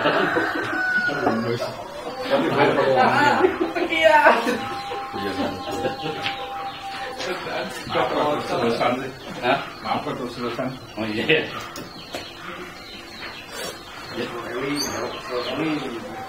Ya memang ya apa itu sedikit pernah membaca bahwa peradaban Atlantis itu tadi dikenalnya karena kebesaran bisa mengoptimalkan potensi hidro. Hidro bukan sekadar untuk berlayarnya perahu, tapi hidro juga buat energi sah, dan pada masa itu untuk menerangi satu kota cukup dengan satu batu kristal. Tentunya bukan simsalabimah gitu. Ada satu mekanisme apa yang tadi hidronya tadi Mau dibikinkan yang baru? boleh nanti dengan pinggir besi ya. Itu termasuk perpaduan. Kenapa seperti itu? Padang hari ini tersambung. Nah, kita mungkin memang juga bisa coba memahami bahwa betul seluruh unsur di dunia ini tersambung melalui air. Itu saya setuju. Baik air di lautan dengan air di daratan itu tersambung karena melalui bisa lautnya, bisa selokan sungai, lalu mata-mata air, ulat-ulat airnya, sehingga itu bisa juga kepada individu-individu yang sudah terunlock dirinya. Kalau dalam bahasanya dulu itu sudah bahasa spiritual ini ya terbuka cakranya lah kalau gitu, atau mandalanya bukan lagi mandalanya sungka tapi sudah mandala hiang apalagi, sehingga dia bisa dimanapun bisa tercerahkan dan mencerahkan. Itu yang disebut Sundalen tadi, bukan lagi yang suci tapi proses pencerahan yang tercerahkan dan mencerahkan.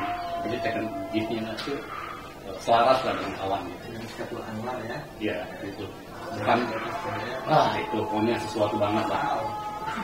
Bahkan Katulistiwa sendiri juga dimanai banyak hari ini kita melupakan makna Katulistiwanya tadi. Sekadar kita memakan cerita-cerita dulu sekolah kita dari pendidikan. Kalau Katulistiwa sekadar ada di titik pertengahan wakor, lupa apa sih arti Katulistiwa, bahasa apa Katulistiwa, kan gitu ya dimaksudkan. Berapa yang dimanai Katulistiwa adalah spirit segala sesuatu berawal dari yang satu menjadi banyak tadi, peradaban tadi. Jadi tidak ada yang hari ini kebetulan, jadi kita kacamatanya tidak lagi hanya berdasarkan kacamata dari luar, tapi dari kita keluar. Jadi testimoni ya. Terima kasih bagi Kang Ahmad sudah membuatkan buku. Gitu. Salah satu bagian dari yang dari oleh Prof dikatakan bahwa they part of us, ya, mereka semua negara lain, peradaban lain dan sebagainya itu sebuah bagian dari kita. Itu antara diteliti oleh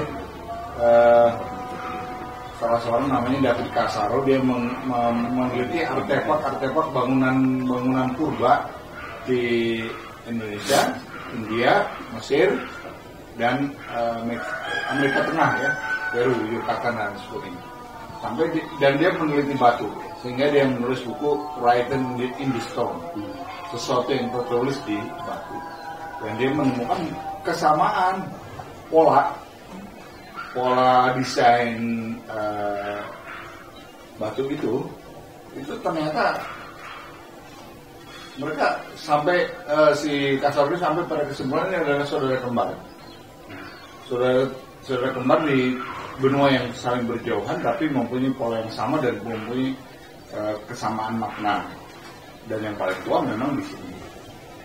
Tidak dari pola-pola arsitektur yang dulu. Kalau di presentasi saya ada contohnya. Bisa kita bisa pakai HP. Ya ini tadinya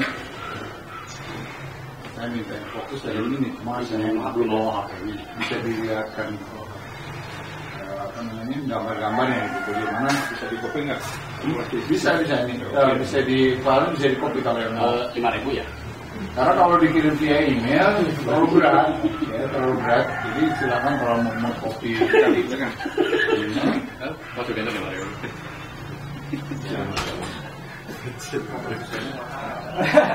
Salah satu yang perlu kita dobrak sebenarnya dari sisi berpikir ya, bicara Muhammad misalnya, orang kan mengidentikan Muhammad itu dengan agama Islam. Padahal faktanya Muhammad itu berjuang membangun peradaban. Letaknya Madinah pada saat itu. Dan sekarang hampir sepertiga penduduk ini mengimani dan mengakui itu kan. Sama juga dengan yang sebelumnya, katakanlah Yesus. Orang diidentikan dengan agama Islam. Padahal faktanya itu juga membangun peradaban. Musa juga begitu. Dan sebelum-sebelumnya kalau kita baca dalam sejarah-sejarah itu sama sebenarnya. Nah, jadi sekarang itu kan seolah nih selesai Muhammad ini tutup buku nih. Sejarah peradaban itu tidak akan berlangsung lagi. Padahal kan Tuhan itu kan katanya nggak pernah tidur. Ada Tuhan istirahat. Nah ini menurut saya juga paradigma berpikir yang harus kita tembus juga. Karena kalau kita dalami di dalam, ya tetap ke kitab suci lagi saya sedikit menunggunya. Sebelum Muhammad datang itu kan banyak nubuatan-nubuatan yang memang sudah tertulis di Al-Qur'an dan Injil yang merangkang akan datangnya sebuah sosok yang akan diperankan oleh Muhammad. Sama juga sebelum datang Yesus, banyak juga nubuatan-nubuatan dalam kitab Penjara Lama yang kemudian diperankan oleh sosok Yesus. Sama. Pertanyaannya sekarang di dalam Al-Quran ada nggak nubuatan-nubuatan yang akan meneruskan peradaban setelah pasca Muhammad? Nah ini cara berpikir ini nih yang mulai masanya harus kita coba tembus juga. Dan menurut saya ada beberapa dan memang cukup banyak dalam Al-Quran yang memang menggambarkan akan bangkitnya sebuah peradaban lagi sesuai dengan masa pengadilannya tadi. Ya, kalau orang bicara kan bicaranya akhir zaman gitu ya. Gimana kalau orang berpikirnya dalam Quran lama kan akhir zaman diartikan hancurnya oleh semesta. Kiamat gitu kan. Dan akhir zaman itu kan ada sebuah zaman yang berakhir. Tapi kan bukan dunia yang berakhir. Kalau sebuah zaman berakhir kan akan ada zaman yang baru. Ada yang hancur, ada yang bangun kan, seperti itu konsep perpanjangan ya. Kan kiamat kan bangkit tegak berdiri kan. Kenapa kemudian diartikan hancurnya alam semesta? Padahal faktanya dulu di zaman Muhammad kan bangkit Muhammad. Kekuasaan sebelumnya hancur. Berarti kita sedang diskusikan perjanjian baru kita ya. Iya betul. Karena perjanjian yang lama sudah ditinggalkan, dikhianati kan. Seperti itu. Versi Prancis dan Amerika dan literaturnya itu umur bumi ini dan uji geologinya itu 3,8 miliar tahun. Dari batuan aktif. Sedangkan Hijriah baru 1400, Masehi baru 2517, Cina 2500. Ini sudah 3,8 miliar tahun. Itu versi kantor perkembangan 60. Jadi betul. Terus apa yang ngomong? Libur pun apa juga? Jadi kalau dalam bahasa kesehariannya kan ada kalimatnya begini. Dengan silih bergantinya siang dan malam itu sebuah tanda sebenarnya. Kemudian dalam bahasa perumpamannya malam itu dimaknai seperti apa, kemudian siang itu dimaknai seperti apa. Ya. Nah kalau dalam yang saya di kitab-kitab itu, saya nggak terbatas yang satu kitab. Ya. Siang itu adalah kekuasaan atau imperium yang dibangun oleh para nabi-nabi itu eksis. Dia sebagai penguasa peradaban di dalam itu. Sedangkan gelap itu adalah kekuasaan dia selesai. Katakanlah zaman Muhammad, abad ke-13 kan hancur kekhalifahan Muhammad yang dibangun ya. Nah, tapi setelah itu kan eksis kekuasaan bangsa-bangsa sampai saat ini. Nah kalau kita tarik urutan tahun-tahunnya, itu bisa kita runut eksisnya sebuah peradaban itu kurang lebih plus minus 700 tahun. Nah kalau zaman Muhammad abad ke-13 itu kekhalifahan Islam atau peradaban Islam itu hancur, kalau kita hitung sekarang kan plus minus 700 tahun. Artinya kalau itu sesuai dengan tradisi siang dan malam itu sudah saatnya peradaban itu bangkit kembali. Pertanyaannya yang perlu kita cari, bangkitnya di mana? Di Nusantara. Nah, makanya itu belum haji itu. Udah selesai kita. Udah ya. Berapa tahun? Saya pernah membuat sebuah grafik. Kang Semanto pernah saya kirimin ya, grafik itu ya. Siklus bangkit hancurnya peradaban itu. Dan memang dari nubuatan-nubuatan yang kita temukan itu peradaban sekarangnya akan dibangkitkan dari Nusantara. Dan itu ada rujukan-rujukannya ada di situ. Gitu. Nah, makanya ini saya sangat tertarik karena pikiran-pikiran tadi ini sepertinya walaupun dari berbagai sisi dibicarakan, tapi sebenarnya sudah menuju ke satu titik itu sana. Menyongsong masa depan kan seperti itu. Gimana kalau peradabannya bukan dipimpin oleh satu budaya tertentu. Kalau ada peradaban Atlantis, peradaban Mesir, Mesopotamia, India, bagaimana kalau kita bicara peradaban berdasarkan ras manusia? Sekarang dipimpin oleh UN, United Nations. Tapi yang udah habis ya, kalau kita lihat. Enggak, makanya kalau suatu saat saya diberi kesempatan, saya kebetulan ada bagannya, ya, nanti di situ bisa dijelaskan dan ada dalil-dalilnya di situ ada. Ras manusia. Ya. Ini peradaban kita salah satu peradaban manusia. Iya. Keywordnya adalah ras manusia. ya. Bahwa pada suatu titik kebudayaan Mesopotamia lebih dominan, tapi tampaknya saat ini kalau bicara teknologi memang kebudayaan Eropa, Barat dan Amerika yang dominan untuk struktur ekonominya. Tapi saya lihat sih dengan bergeraknya ekonomi dunia ke Cina dan Asia, tampaknya sumber daya alam di seluruh dunia bergeser ke Asia. Artinya distribusi kekuasaan pun akan bergerak tersebar di seluruh muka bumi. Kebudayaan manusia yang ada di seluruh bumi juga memiliki kesempatan yang sama untuk memberikan warna kepada peradaban manusia. Jadi kalaupun nanti dengan nama Nusantara Center, sub peradaban atau kebudayaan Nusantara memberikan warna pula samping kebudayaan Yang lain. Islam. Mungkin karena kalau bilang kebudayaan Arab atau kebudayaan Timur Tengah agak beragam, kebudayaan Islam dari kelompok saya contoh begitu, karena di kelompok kita ada kelompok yang menyukai pemikiran ekstraterestrial juga tuh, bahwa ras manusia berhadapan dengan ras galaksi, ya. Ada sebagai pendatang di muka bumi ini, hati-hati, lapor imigrasi. Itu betul. Bisa jadi Pak, itu kan sama dengan tesisnya Huntington ya, Rise of Civilization ya. Ya, Nah, sama Huntington itu kan. sehingga Nusantara Center ini profesor dengan teman-teman yang kita semua ingin memberikan warna kepada peradaban manusia. Ya, saya setuju. Nah, Di peradaban bumi tengah ya.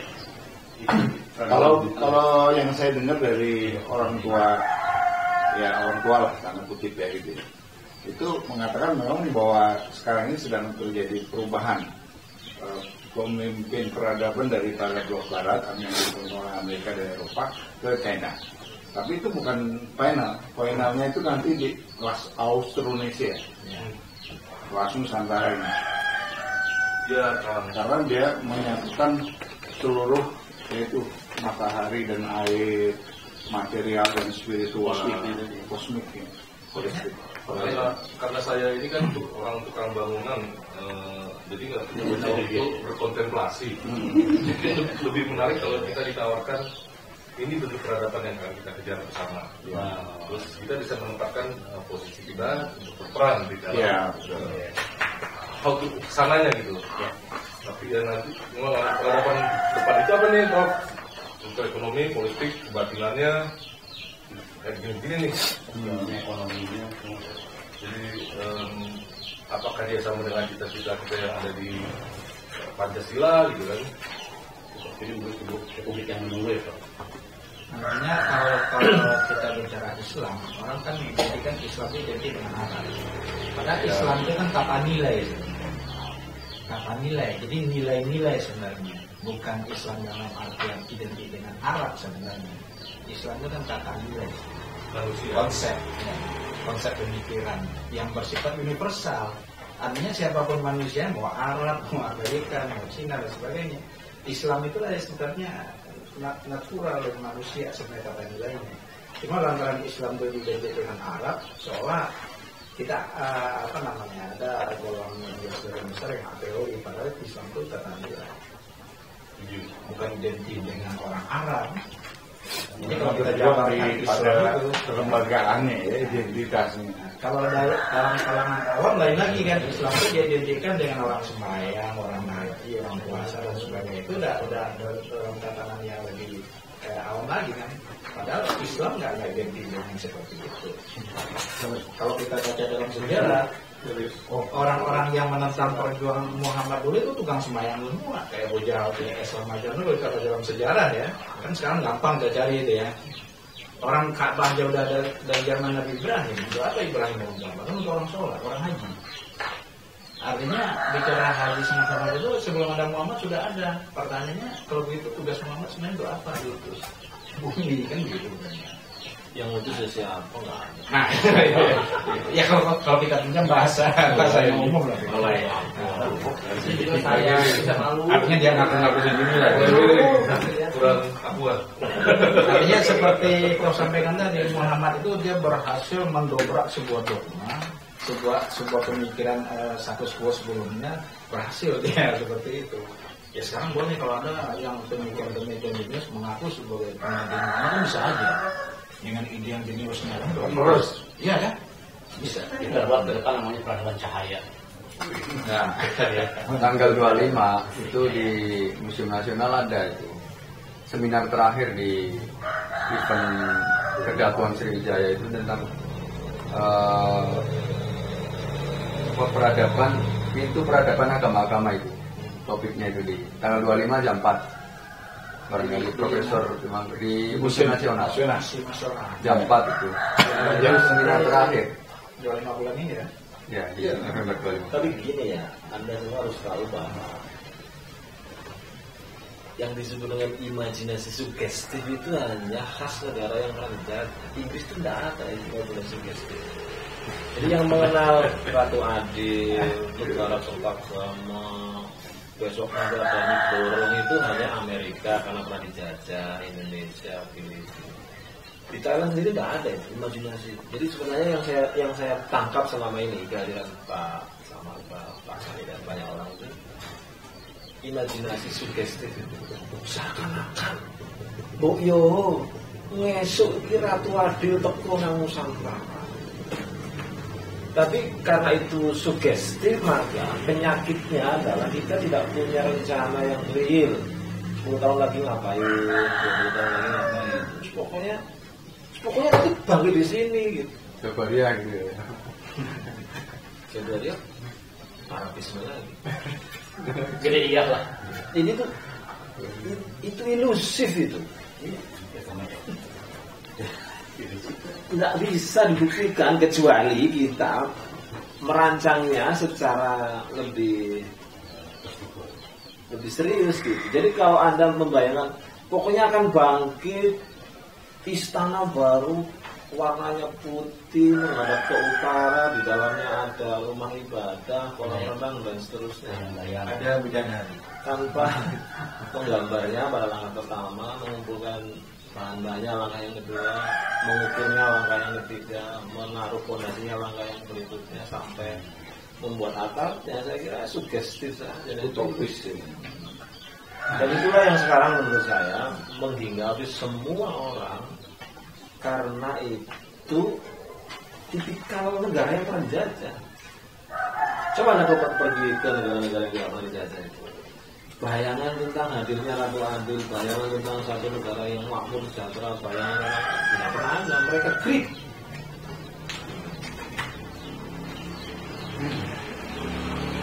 Makanya ini sebenarnya hanya satu titik dari satu gagasan besar tentang postkolonial. Karena kalau nanti itu dianggap fondasi yang kuat, dia mimpi tok kan gitu.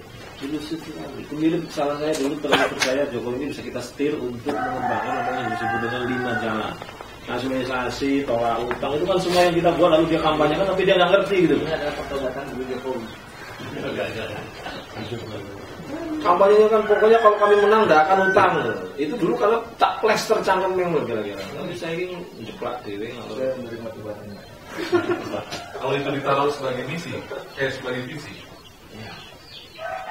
Visi itu sesuatu yang nggak mungkin dicapai kan, tetapi paling kan menuntut langkah. Nah, mimpi ya.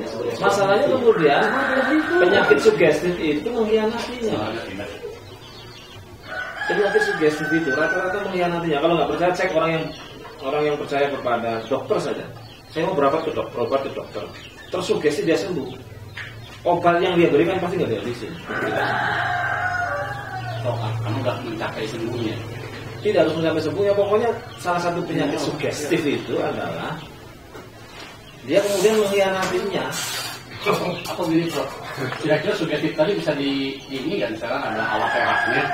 Kalau tidak, anggaplah sugestif ini sebagai suatu makhluk, jangan terlalu disalahkan. Umpamanya ternyata kontribusi sugestif ini bisa diukur gitu Prof. Oh ternyata harinya sugestif masih ada manfaat, misalkan sugestif lagi dipukulin terus, semoga besok nggak dipukulin, umpamanya gitu Prof. Coba kita ukur seberapa tinggi kepercayaan orang itu terhadap doa. Kan tinggi sekali karena dia berdoa terus.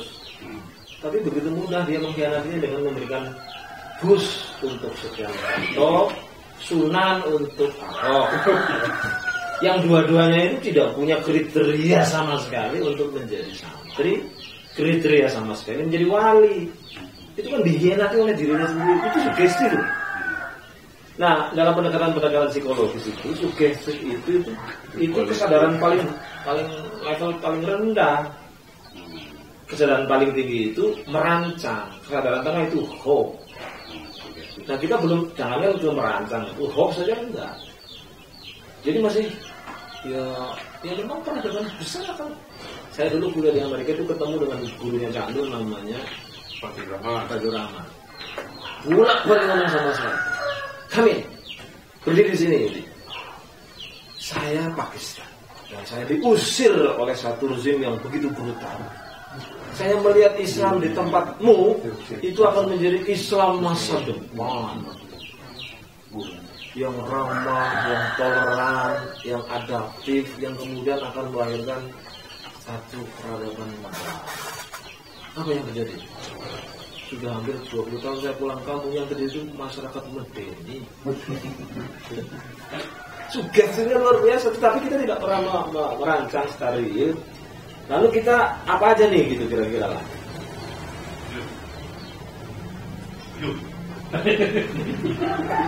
Ya kali gitu Prof. Kapan kita beli pasirnya gitu, beli apa namanya? Jadi benar ya dalam jangan sampai mitologi atau sugesti tadi apa kesan ini yang mati oleh saya apa sebagai sebuah candu, hanya obat perenang aja, apa aja. Tapi kita yang harus aktif. Harus ada konsep yang jelas. Bukan hanya sekedar konsep, di samping konsep kesadaran kita sendiri yang berbuat gitu. Kita kan kembali ke kesadaran nanti. Iya. Tadi Pak, makanya kita semuanya bertarung bersama-sama. Kita satu dinginnya, kita mahdinya. Faktor pangan.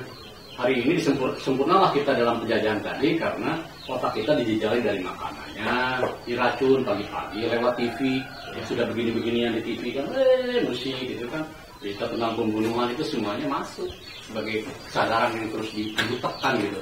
Jadi betul dalam istilah budaya itu ada istilahnya begini, yang paling berat sebelum nanti orang bisa menyerap ilmu postkolonial lain adalah memanusiakan dulu manusia. Di hari ini titiknya masih di bawah manusia. Makanya Syahdan menurut Badan Statistik Doi gitu. Kami di Bogor saja manusianya cuma 40%, Pak. Sisanya bukan manusia. Seperti onom. 40% masih gede. Ya lumayan, tapi ya di Bogornya nggak ada Bogor ampas seluruh kabupaten dan kota. Jadi betul, barulah setelah menjadi manusia dulu, manusia gitu ya, apa ya manusia iya gitu. Barulah yang lain-lain tuh masuk. Oh iya pas pengertian enak gitu kan.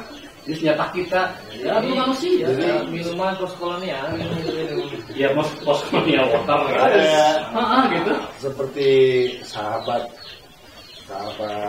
seorang ulama, betul-betul manusia cuma 1-2 orang dari sekian juta. Betul, jadi istilah kita yang dimaksud itu program terbesarnya adalah kalau protein betul-betul manusia cuma 1-2 orang dari sekian juta. Betul, jadi istilah kita yang dimaksud itu program terbesarnya adalah kalau protein dengan konsep yang bisa diterapkan gitu kira-kira. Mungkin yang ini ada lagi yang